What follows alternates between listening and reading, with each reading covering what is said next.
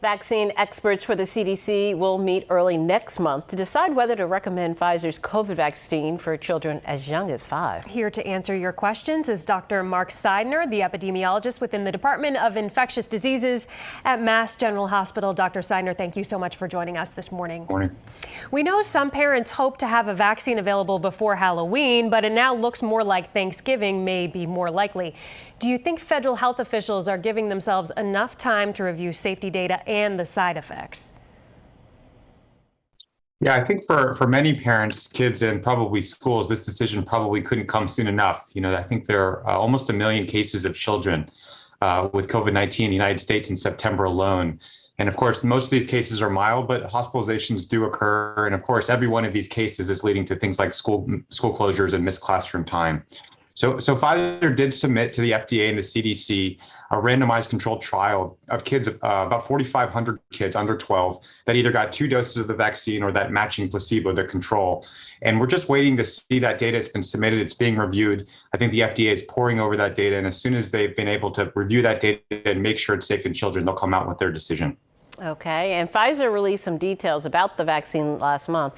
We know it's 2 shots, 21 days apart. That's just like the adult version. So why is the dose so much smaller? Yeah, so part of that actual early study they've done in kids compared doses of 3, 10, 20, and 30. 30 is the dose in adults. What we know so far is that the dose of 10, the one they ultimately selected in kids, gave the same amount of antibody responses as the 30 microgram dose in older people. So I think they were just trying to find the best dose that really maximized the antibody response and the immune response by minimizing side effects. And I think that's the one they selected. Interesting. Okay, as you know, kids have a much lower risk of severe illness from COVID. So if this vaccine is authorized, do you think it's going to be difficult to persuade some parents that vaccination is worth doing?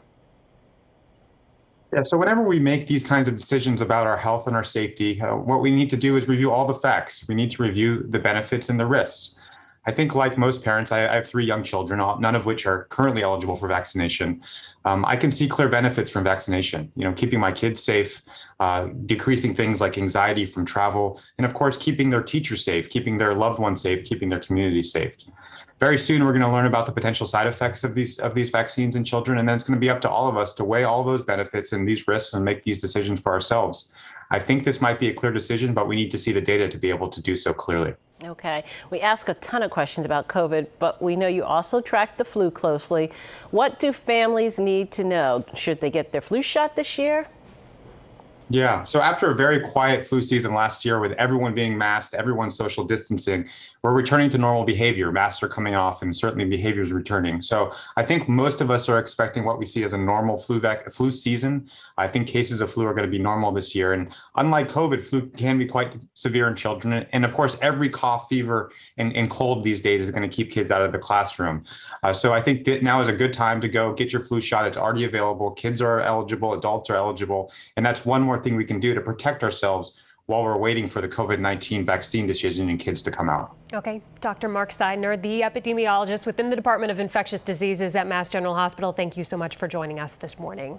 My pleasure. Thank you.